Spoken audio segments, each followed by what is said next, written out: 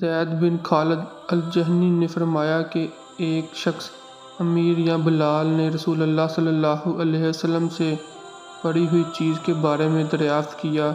آپ صلی اللہ علیہ وسلم نے فرمایا اس کی بندن پہچان لے، یا فرمایا کہ اس کا برتن اور تھیلی پہچان لے، پھر 1 سال تک اس کی شناخت کا اعلان کراؤ، پھر اس کا مالک نہ ملے تو اس سے فائدہ اٹھاؤ، اور اگر اس کا مالک آ جائے تو اسے سونپ دو۔ اس نے پوچھا کہ اچھا گم شدہ اونٹ کے بارے میں کیا حکم ہے؟ آپ کو اس قدر غصہ آ گیا کہ رخسار مبارک سرخ ہو گئے، یا راوی نے یہ کہا کہ آپ کا چہرہ سرخ ہو گیا۔ یہ سن کر آپ صلی اللہ علیہ وسلم نے فرمایا تجھے اونٹ سے کیا واسطہ؟